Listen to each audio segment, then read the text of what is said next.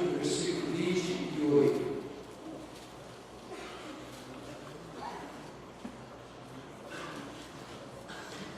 Lucas 9, a partir do verso 28.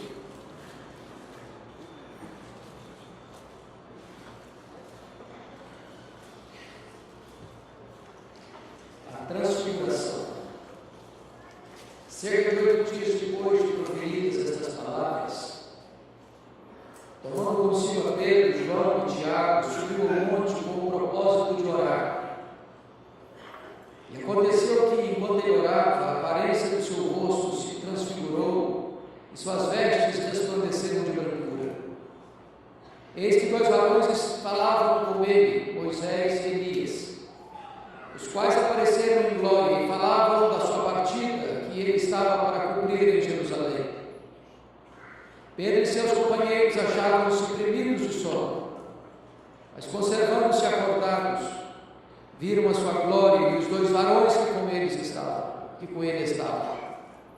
Ao se retirarem estes de Jesus, disse-lhe Pedro: Mestre, bom estarmos aqui.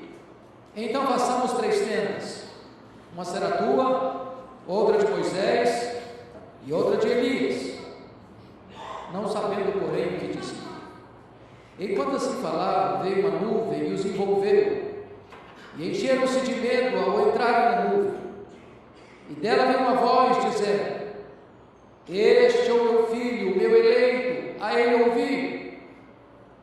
Depois daquela voz, achou-se Jesus sozinho.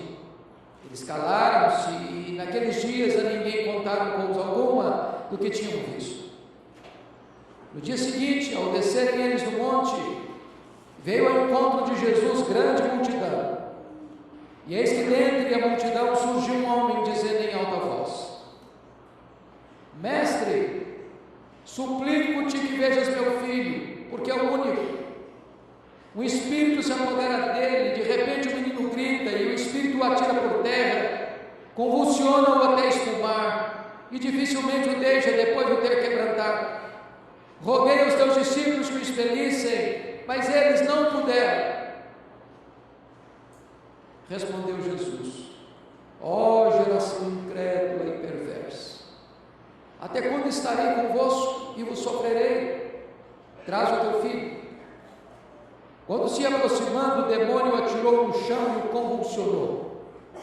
Mas Jesus repreendeu o espírito imundo, curou o menino e o entregou a seu pai. E todos ficaram maravilhados ante a majestade de Deus. Como todos se maravilhassem do quanto Jesus fazia, disse aos seus discípulos: Fixai nos vossos ouvidos as seguintes palavras: O Filho do Homem está para ser entregue nas mãos dos homens. Eles, porém, não entendiam isso, e foi-lhes encoberto para que o não compreendessem, e temiam interrogá-lo a esse respeito.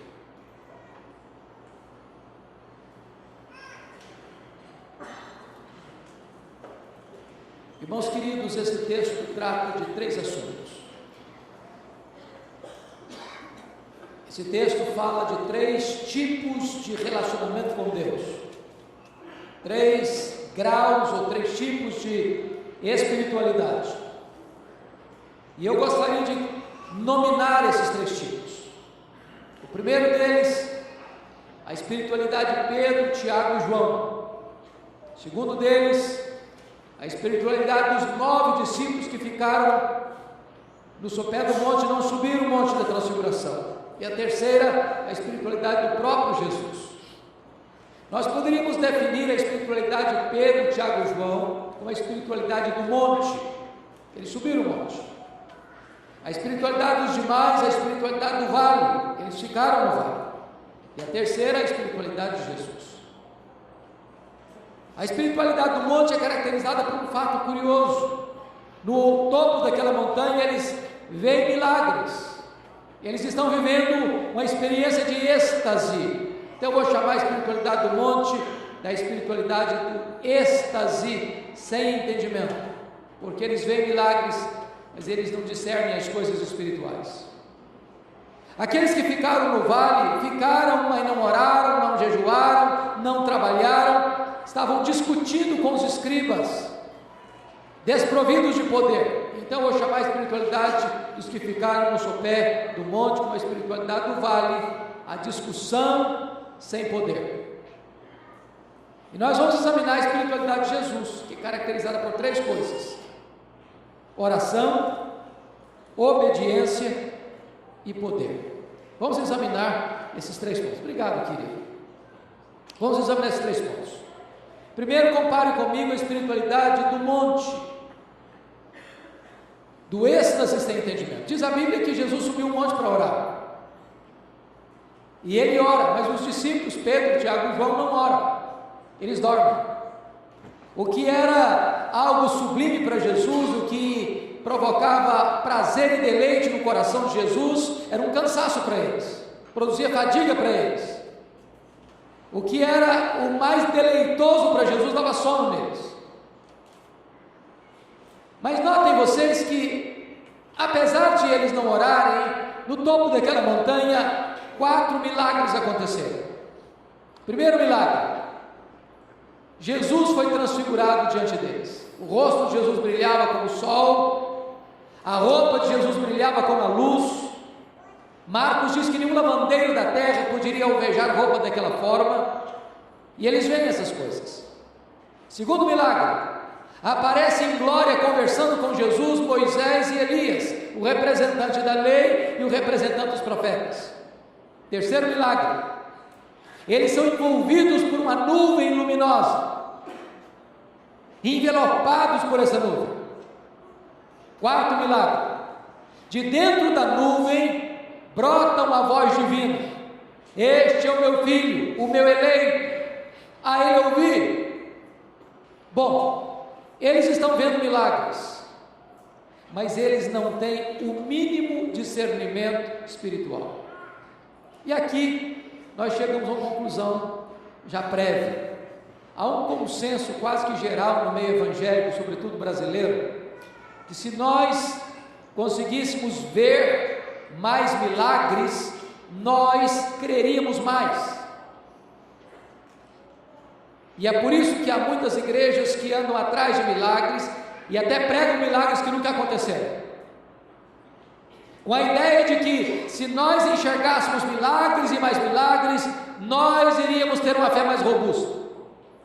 É curioso que no topo dessa montanha tem 3 gerações representadas: a geração de Moisés, a geração de Elias e a geração dos apóstolos. Na história da humanidade foram as 3 gerações que mais viram milagres, ao mesmo tempo as 3 gerações mais incrédulas. Eles estão vendo milagres, eles estão pisando no terreno do extraordinário, eles estão vivendo uma experiência de êxtase, mas eles não têm entendimento. Se não, vejamos. Primeiro, eles não conseguem discernir a centralidade da pessoa de Jesus. Quando Pedro se dirige a Jesus nesses termos: mestre, bom estarmos aqui, vamos fazer 3 tendas, uma será a tua, outra de Moisés, outra de Elias. Diz o texto que ele não sabia o que estava falando. Sabe por que ele não sabia o que estava falando? Ele estava falando uma grande bobagem. Ele estava equiparando Jesus ao representante da lei e ao representante dos profetas. Ele estava colocando Jesus no mesmo nível de Moisés e Elias. Ele estava colocando Jesus no mesmo nível dos homens. E eu quero dizer para você que Jesus não é apenas um grande homem. Jesus é o Filho de Deus. Jesus é único. Jesus é singular. Jesus é absoluto. É por isso que o próprio Pai corrige o desvio doutrinário de Pedro, dizendo: este é o meu filho, o meu eleito, a ele ouvi.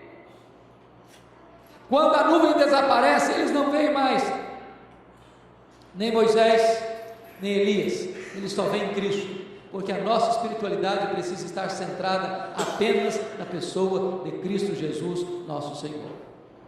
Eles não discernem a centralidade da pessoa de Jesus. Mas em segundo lugar, eles estão vendo milagres, mas eles não discernem a centralidade da missão de Jesus. Confira comigo o verso 31. Notem aí qual era a pauta daquela conversa de Moisés e Elias com Jesus. Diz o texto que eles conversaram sobre a partida de Jesus para Jerusalém. A palavra partida no grego é a palavra êxodos, de onde vem a nossa palavra portuguesa, êxodo. Eles estavam conversando sobre a morte de Cristo, sobre a cruz de Cristo, sobre a sua viagem para Jerusalém, para ser preso, para ser sentenciado, para ser condenado, para ser crucificado, para ser morto. E é maravilhoso entender que o êxodo foi a libertação do povo de Israel da escravidão do Egito. E esse texto está querendo dizer que a cruz de Cristo foi onde aconteceu o nosso êxodo, a nossa libertação, onde as algemas foram quebradas, onde as cadeias foram rompidas e nós fomos libertos. A pergunta é: será que os discípulos entenderam isso? Confira comigo, no verso 43, 44 desse texto. Diz que quando Jesus desceu daquele monte, curou aquele menino endemoniado, libertou aquele menino, entregou o menino para o seu pai, as multidões ficaram maravilhadas. Aliás, todos ficaram maravilhados, inclusive os discípulos. E o que significa ficaram maravilhados? O verso 44 já nos responde, porque nesse momento Jesus Cristo se dirige aos discípulos dizendo assim: fixai nos vossos ouvidos as seguintes palavras: o Filho do Homem vai ser entregue nas mãos dos homens. O que Jesus está querendo dizer com isso? Ele está dizendo o seguinte: não pensem em vocês que eu vou mudar a minha agenda, não pensem em vocês que vocês vão me reter aqui apenas para fazer milagres. Não foi para isso que eu vim especificamente. Eu vim na verdade para ir para a cruz, e é para a cruz que eu estou indo, porque na verdade é lá na cruz que vai acontecer a libertação de vocês. Mas o verso 45 nos diz que os discípulos não entenderam isso. Eles estavam vendo milagres, mas não discerniam nem mesmo a principal missão de Jesus, que era vir ao mundo para morrer pelos nossos pecados e quebrar o nosso cativeiro e nos tirar da prisão espiritual.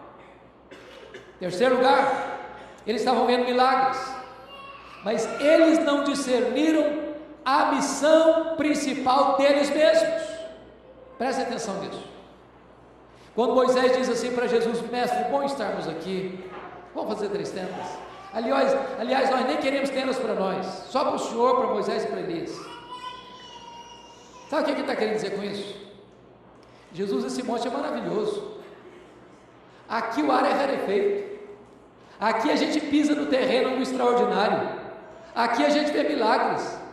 Não vamos descer não, Jesus, lá embaixo o negócio é complicado, lá tem uma multidão de gente complicada, lá tem gente doente, lá tem gente oprimida, lá tem gente possessa, lá dá muito trabalho. Jesus, não fica por aqui mesmo.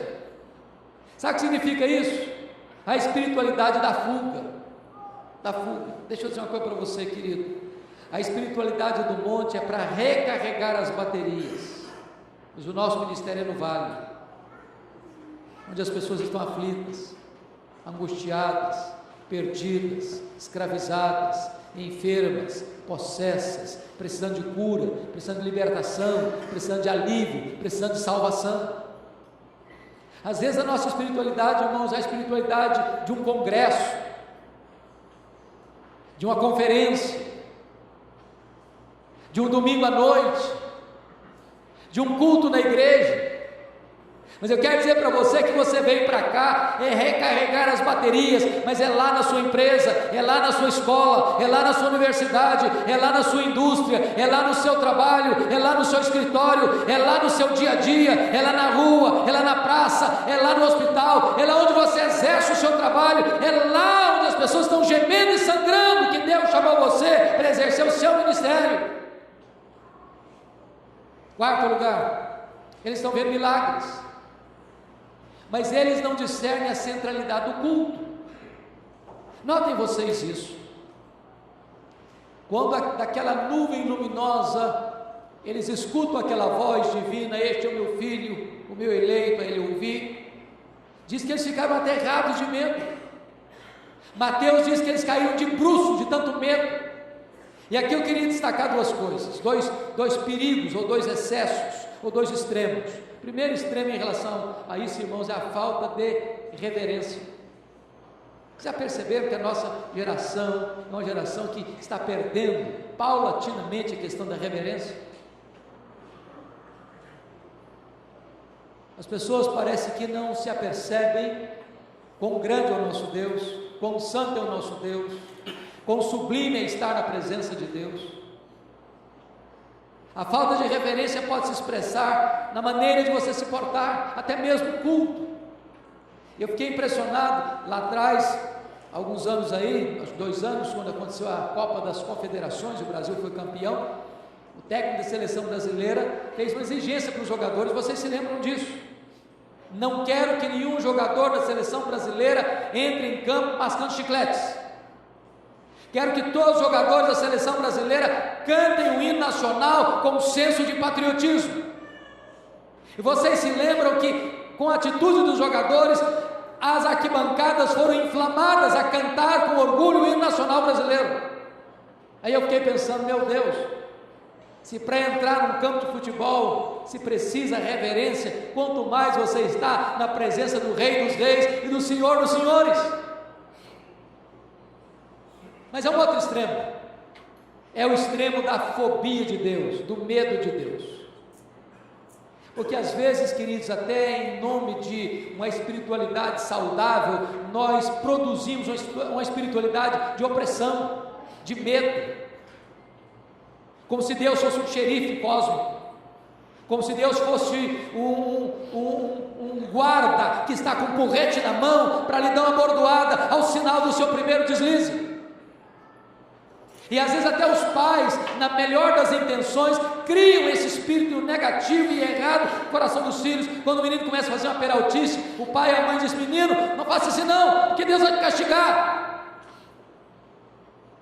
Aí o primário, quando aquele menino vira um adolescente, primeiro deslize que ele der, sabe o que ele vai fazer? Ele vai correr de Deus, em vez de correr para Deus. Deixa eu dizer uma coisa para você. Nós deveremos ter toda a reverência na presença de Deus, mas nosso Deus é Pai.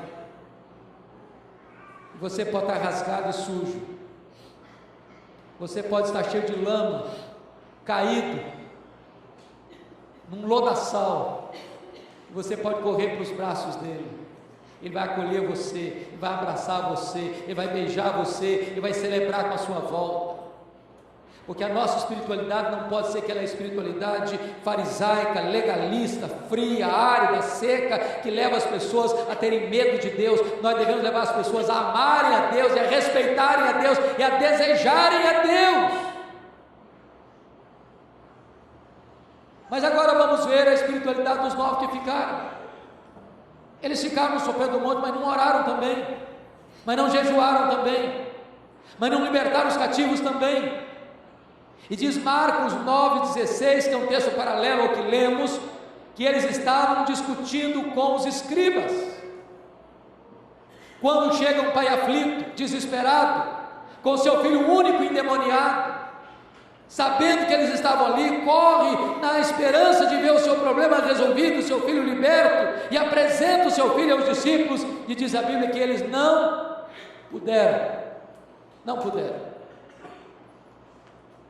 E eu chamo então essa espiritualidade da discussão sem poder.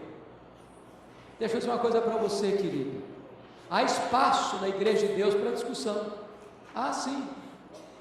Quando nós fazemos seminário, pastores fazem seminário, tem uma cadeira chamada de apologética, e a defesa da fé cristã. Mas aqui há um grande perigo, há uma grande sutileza, é que às vezes o inimigo, tão astuto que é, tira-nos do foco, não com coisas ruins, mas com coisas boas, mas que não são prioritárias naquele momento. Quantas vezes, irmãos, nós passamos mais tempo discutindo a obra do que fazendo a obra? Discutimos mais a obra do que fazemos a obra.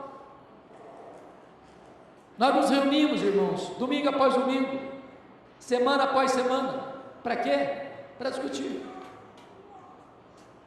E aí, Nós queremos aprofundar a discussão, marcamos um congresso, agora vamos discutir com mais profundidade. E aí discutimos. Aí vamos fazer um seminário a 500 quilômetros, sabe para quê? Para aprofundar a discussão. Aí nós trazemos uma pessoa que é considerada expert no assunto, sabe para quê? Para aprofundar mais a discussão.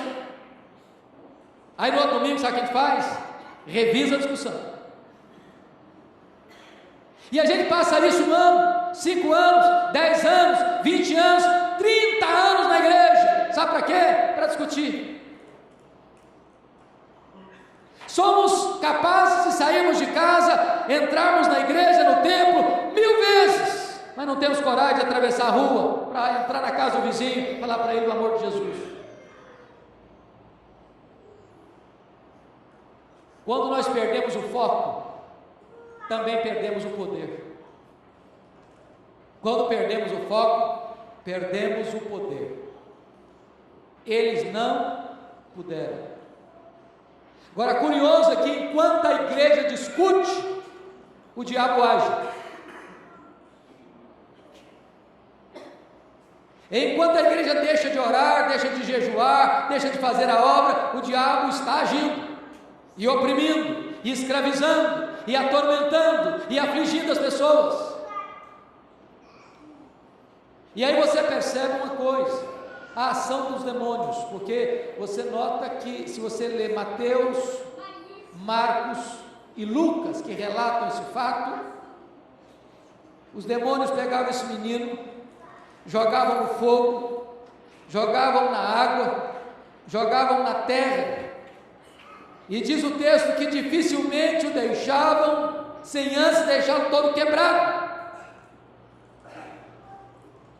E eu imagino esse menino brincando em casa, e de repente esse espírito entrava nele, e ele saía correndo desesperado, se jogava no fogo, e alguém tinha que ir lá resgatá-lo com queimaduras terríveis. Ele saía dali, corria, jogava-se na água, alguém tinha que pular ali para levá-lo do afogamento. Ele caía por terra como um saco, e ele se levantava todo ralado, ensanguentado. Era filho único. Quando aquele homem chega perto do pai e pergunta assim: desde quando esse menino está assim? Lembram a resposta? Está lá em Marcos capítulo 9. O pai responde: desde a sua infância. E a palavra infância no grego lá é brefos. E brefos descreve desde a vida intrauterina até a primeira infância. Talvez aquele menino já estava possesso no ventre da mãe. Talvez aquele menino já nasceu possesso. Talvez aquele menino passou a infância toda mergulhado nesse drama da possessão. Um tormento, um sofrimento cruel. E eu posso lhes garantir que há muitas crianças hoje perturbadas com isso. Estava começando meu pastorado em Vitória. Se converte uma mulher da alta classe social da cidade. E ela vem para a igreja, traz a sua filhinha de 3 anos com ela. E um dia essa mulher, caminhando pelas ruas de Vitória, com a criança no colo, toma um susto, porque a menina, ela estava cantando um cântico espiritual. De repente a menina olha para ela com o rosto desfigurado e começa a blasfemar do nome de Jesus, falar impropérios terríveis. A mãe toma um susto, pensou que a menina estava tendo um surto psicótico. Dali mesmo correu para o psiquiatra. Ele examinou a menina, não constatou nada. A mãe me liga aflita e diz: pastor, eu preciso de ajuda. Eu disse: traz a sua filha aqui. Quando ela chegou no meu escritório, no meu gabinete pastoral, ela se assentou na minha frente. Eu comecei a conversar com a mãe, a criança no colo dela, a criança me olhando com um olhar pesado, denso. Quando eu comecei a falar do nome de Jesus, essa criança salta do colo da mãe, falando coisas horríveis, impropérios terríveis, e começa a serpentear no carpete da sala como uma cobra. Eu clamei pelo nome de Jesus, o Senhor libertou aquela menina, e eu perguntei: mãe, me conta a história dessa menina. E ela me disse: pastor, o meu marido é um bandista, e ele consagrou essa menina no ventre, aos guias, aos espíritos, aos demônios. Tem muita gente assim aflita, sofrendo como aquele pai com a criança possessa desde a infância. E certamente o propósito desse espírito maligno era matar aquele menino, era destruir a vida daquele menino, era arruinar com a vida da família, porque o diabo, ele veio para roubar, para matar e para destruir. Ele é assassino, ele é mentiroso, ele é opressivo, ele é Abaddon, ele é Apolion, ele destrói, ele mata, ele tira a paz, ele tira a alegria, ele atormenta as famílias. Agora a grande pergunta é: por que aqueles discípulos não puderam? Jesus Cristo responde para eles: sabe por que vocês não puderam? Porque esta casta só sai com oração e jejum. Mark Lloyd Jones, no seu livro Combate Cristão, que eu reputo o melhor livro sobre batalha espiritual na língua portuguesa disponível, ele diz que os discípulos não puderam porque há demônios e demônios. Nem toda luta espiritual tem o mesmo grau de resistência. Aqueles discípulos já tinham tido sucesso em outras campanhas evangelísticas, onde eles libertaram os cativos, e eles chegaram a dizer: Senhor, até os demônios se nos submetem a nós pelo teu nome. Mas agora eles não puderam. A resistência é maior, a luta é mais intensa. E por que não puderam? Porque esta caça só sai com oração e jejum. Deixa eu dizer uma coisa para você, querido: poder espiritual não se recebe na academia, poder espiritual não se recebe num banco de seminário, poder espiritual não se recebe num curso de mestrado, de doutorado e pós-doutorado. Poder espiritual você não recebe lendo livros de teologia, embora tudo isso é coisa maravilhosa. Poder espiritual você recebe de joelhos em oração. Só Deus pode revestir com poder, e o poder vem por intermédio da oração. E Jesus vai além e diz o seguinte: esta caça só sai com oração e jejum. E nós somos uma geração que está desaprendendo o exercício espiritual do jejum. Qual foi a última vez que você jejuou para buscar Deus, para quebrantar o seu coração, para pedir revestimento de poder? Dr. John Piper escreveu um livro sobre esse assunto maravilhoso, chamado Fome por Deus, e ele define jejum como fome de Deus. Fome de Deus. E ele diz que o que mais nos afasta às vezes de Deus não é coisa ruim não, é coisa boa. Ele diz que às vezes o que pode tirar você do foco, da busca do poder, pode ser uma torta de maçã com uma garrafa de Coca-Cola, quem sabe até uma picanha na brasa. Toda vez que a dádiva de Deus toma o lugar de Deus na nossa vida, nós estamos em perigo. Jejum é fome de Deus. E aí ele coloca algo interessantíssimo, ele diz assim, está lá em 1 Coríntios 10, 31, lembra? Portanto, quer comais, quer bebais, quer façais qualquer outra coisa, fazei tudo para a glória de Deus. Então você come para a glória de Deus, e você jejua para a glória de Deus. E alguns dizem assim: bom, se eu como para a glória de Deus, e eu jejuo para a glória de Deus, eu prefiro comer para a glória de Deus.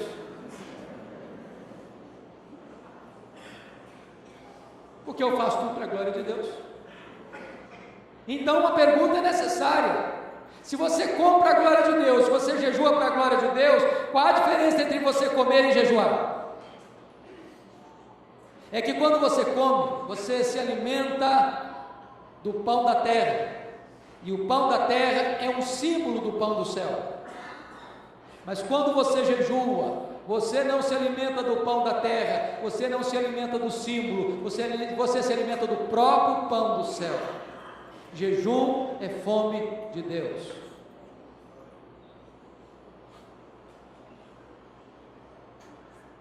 Irmãos queridos, a sensação que você e eu temos é que falta poder. Falta poder.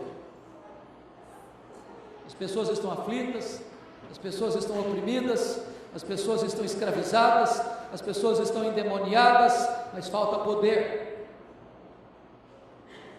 Elas chegam e voltam vazias, e voltam frustradas, e voltam decepcionadas, e elas entendem o seguinte: eles não puderam. E não puderam porque não oram, não puderam porque não jejuam, não puderam porque passam o tempo discutindo a obra, em vez de fazer a obra. Então, amados, é hora de nós aprendermos com Jesus. Qual a espiritualidade de Jesus? Primeiro, a espiritualidade de Jesus é a espiritualidade da oração. Ele subiu um monte para quê? Para orar. O que ele fez? Ele orou. E porque ele orou, algumas coisas aconteceram. Primeiro, seu rosto foi transfigurado, suas vestes foram vazadas pela glória de Deus. A glória de Deus vem sobre nós, irmãos, quando nós oramos. A Shekinah de Deus vem sobre nós quando nós oramos. A luz do céu irradia a nossa vida quando nós oramos. Se não há oração, há uma penumbra, há uma sombra, há uma escuridão. É a luz de Deus que vem em resposta à oração da igreja. A manifestação de Deus vem por meio da oração. Leia a história bíblica, leia a história da igreja, e você jamais verá a manifestação poderosa de Deus na vida do seu povo, sem que isso tenha sido precedido por oração. Segundo, porque Jesus orou, o Pai o preparou antecipadamente para enfrentar a cruz. A conversa de Moisés e Elias com Jesus foi sobre a sua partida, foi sobre a cruz. Isso significa que o Pai estava preparando o seu filho. Quando você ora, amado, Deus fortalece você, Deus abastece você, Deus renova você, Deus capacita você, Deus sustenta você, porque nas crises da vida, se nós não temos vida de oração, nós vamos naufragar. Terceiro lugar, porque Jesus orou, o Pai saiu em sua defesa. Notem vocês que Jesus não corrige o erro de Pedro. Jesus não diz: Pedro, você está errado. Jesus ora, e porque Jesus ora, o Pai o defende. Você não precisa se defender, você precisa orar, porque quando você ora, Deus defende você. A espiritualidade de Jesus é a espiritualidade da oração. Segundo lugar, a espiritualidade de Jesus é a espiritualidade da obediência. Pergunto novamente: qual foi a pauta da conversa de Moisés e Elias com Jesus? A sua partida, a sua ida para Jerusalém, a sua morte na cruz.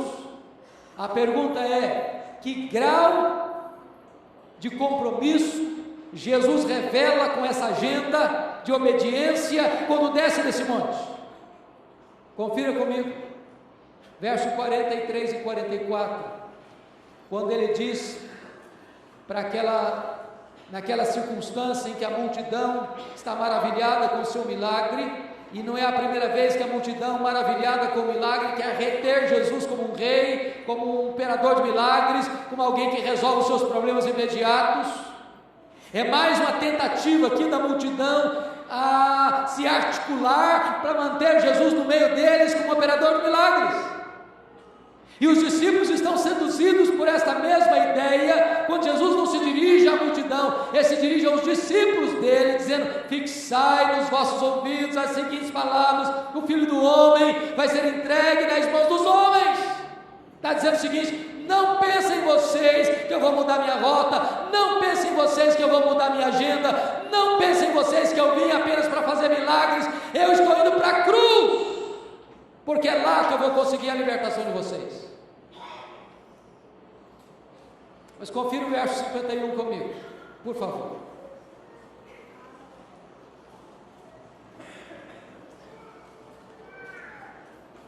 E aconteceu que, ao se completarem os dias em que devia ele ser assunto ao céu, manifestou no semblante a intrépida resolução de ir para Jerusalém. Eu não consigo ler muito esse ponto aqui do semblante, mas estava escrito o rosto de Jesus. Ninguém tinha dúvida do que ele estava fazendo. Ele desceu tão determinado a atender a agenda do Pai, que ele estava com isso escrito no seu semblante. Olha o verso 53. Mas os samaritanos não receberam, porque o aspecto dele era de quem decisivamente ia para Jerusalém. É total compromisso com a obediência, ainda que essa obediência passasse pela cruz. Você quer parecer com Jesus? Ser parecido com Jesus? Você tem que ter uma vida de oração, você tem que ter uma vida de obediência. Terceiro lugar e último lugar, a espiritualidade de Jesus passa pela manifestação do poder. É Marcos quem relata isso, texto paralelo do que nós lemos. Quando o pai trouxe o menino, o demônio agitou o menino, jogou o menino no chão, o menino começou a arregliar os dentes. E Marcos diz assim: Jesus afirmou ao espírito maligno, mudo e surdo, espírito mudo e surdo, sai desse menino e nunca mais voltes a ele. E o menino ficou liberto,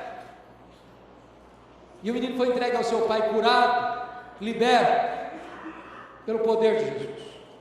E você sabe que uma pessoa possessa, depois de liberta, se ela não tem um compromisso com Cristo, aqueles demônios que saíram podem voltar, e outros mais podem vir, e o segundo estado pode tornar-se pior do que o primeiro. Mas a ordem de Jesus é categórica: sai e nunca mais volte. E os demônios precisam bater em retirada, porque Jesus Cristo tem autoridade, tem todo o poder, e os demônios precisam obedecer ao seu comando e à sua voz. É a espiritualidade do poder. E sabe, irmãos, a Bíblia diz que Jesus Cristo, ao retornar ao céu, ele disse para os seus discípulos antes de partir: permanecei na cidade até que do alto sejais revestidos de poder. E antes de ir, ele disse: recebereis poder ao descer sobre vós o Espírito Santo.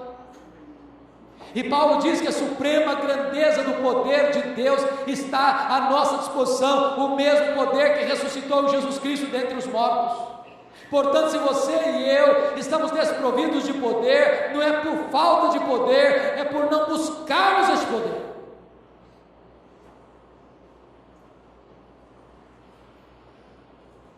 E eu queria concluir remetendo você ao texto de Marcos capítulo 5, porque penso que é a experiência mais dramática revelada nos evangelhos sobre essa situação de uma pessoa possessa.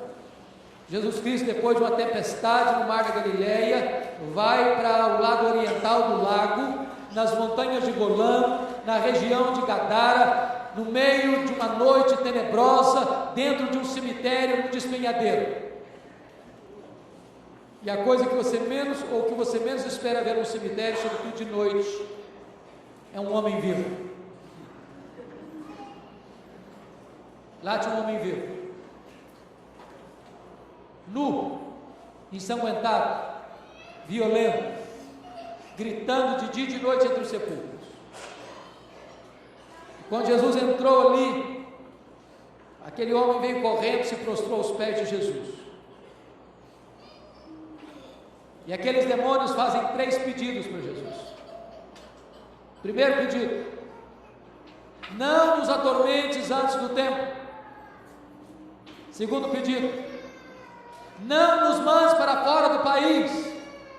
Terceiro pedido: manda-nos para essa manada de porcos. Tinham 2.000 porcos pastando na região. Curiosamente, Jesus atende o pedido dos 3 demônios, os 3 pedidos dos demônios. E Jesus cura aquele homem, Jesus liberta aquele homem. Agora aquele homem está saudável, aquele homem está vestido, aquele homem está sentado aos pés de Jesus, aquele homem está em pleno equilíbrio emocional, aquele homem está curado, aquele homem está liberto, aquele homem está salvo. E agora esse mesmo homem, que outrora estava endemoniado, que os demônios outrora fizeram pedidos a Jesus e Jesus atendeu a todos eles, agora faz um pedido para Jesus, como um homem liberto e convertido: Senhor, permita-me ir contigo, quero fazer parte da tua caravana, eu quero acompanhar-te. E Jesus, que havia deferido os 3 pedidos dos demônios, indefere o pedido desse homem liberto e convertido. Jesus diz: não, você não vai comigo, vai para os teus e conta a eles quantas coisas o Senhor fez por ti, e como teve compaixão de ti. Jesus está dizendo o seguinte: o lugar que você foi problema, você vai ser solução. O lugar que você foi motivo de lágrimas, você vai ser bênção. O lugar que você foi uma tragédia, você vai ser um instrumento de salvação. Primeiro campo missionário seu vai ser a sua família.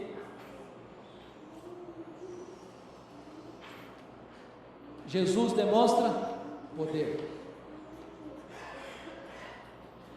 E eu quero encerrar com essa experiência, marcou muito a minha vida, pastor Jonas. Foi lá em Recife, na Igreja das Graças. Eu fui convidado, Nilton, para pregar, pastor Nilton, para pregar o culto de formatura do seminário de Recife. E depois do culto, depois da mensagem, um dos formandos, que hoje é nosso missionário na Índia, um rapaz de quase 2 metros de altura, veio me contar uma experiência muito emocionada. Ele disse que naquele ano, 4º ano, ele foi convidado para pregar numa das nossas belas capitais, uma das mais expressivas igrejas presbiterianas do nosso país. Ele se sentiu muito honrado, 4ª missa, nem formado ele era ainda, para pregar uma série de conferências, sexta, sábado e domingo.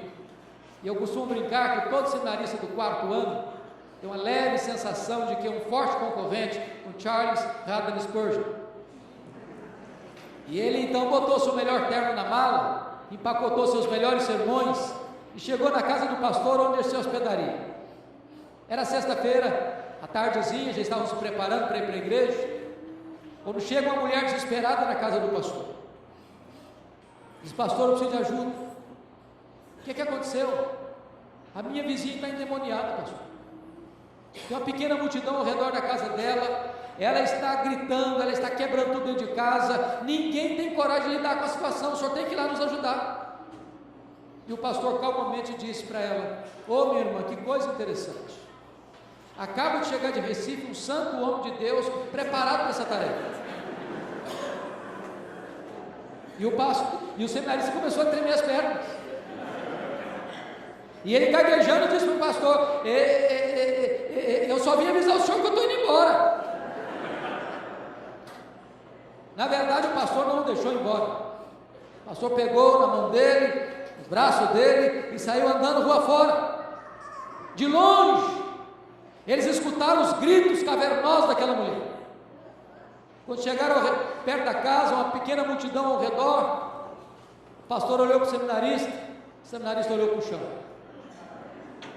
O pastor disse: seminarista, o caso é todo seu, pode entrar na casa. O seminarista, tremendo muito, entrou naquela casa. Quando ele entrou, se deparou com um quadro horrível. Aquela mulher estava com os olhos vermelhos, com os cabelos desalinhados, com o rosto segurado. E ele tentou esboçar a primeira palavra para falar alguma coisa, e ela lhe deu uma bofetada na cara e o jogou ao chão. E ele ficou no chão por mais de 1 hora. E ela bufando ao redor dele como uma fera selvagem. E esse seminarista me disse: pastor Hernandes, a minha vida passou na minha cabeça como um filme. Eu comecei a perceber quão seco eu estava, quão árido eu estava, quão mecanicamente era a minha vida religiosa. Estava no piloto automático. Eu lia a Bíblia, mas aqui não falava nada comigo. Eu orava, mas havia uma sequidão na minha alma. Eu ia para a igreja, mas nada acontecia. Eu pregava como pregador profissional, alguém que sabia fazer sermão, mas não havia calor na minha alma, não havia fogo no meu coração, não havia sede no meu espírito. E ele disse que ficou mais de 1 hora ali, e a vida dele passando como um filme na cabeça dele, e a mulher bufando ao redor dele, lá pelas tantas. Ele começa a orar, silenciosamente, talvez como Sansão agarrado naquelas colunas. Diz: meu Deus, eu sou teu servo. Meu Deus, restaura minha autoridade. Meu Deus, restaura meu poder. Quando ele começou a orar assim, a mulher caiu. Quando ela caiu, ele se levantou. Porque diante de Deus, humildade, mas diante do diabo, autoridade. E ele deu ordem àqueles demônios para baterem em retirada. E a mulher ficou livre. E esse seminarista, abraçado e chorando comigo, me disse algo que eu nunca mais esqueci. Ele disse: pastor Hernandes, eu compreendi ali que não basta ser crente, não basta ser membro de igreja, não basta ser presbiteriano, não basta ser diácono, não basta ser presbítero, não basta ser seminarista, não basta ser pastor, não basta ser missionário, não basta ser reformado, não basta ser calvinista, não basta ser doutor, é preciso o poder do Espírito Santo na nossa vida. Nós precisamos, irmãos, desesperadamente imitarmos a Jesus, uma vida de oração, uma vida de obediência, uma vida de poder espiritual. Que Deus, pela sua graça, nos revista nesta noite, e nos fortaleça nesta noite, e nos encha do seu Espírito nesta noite.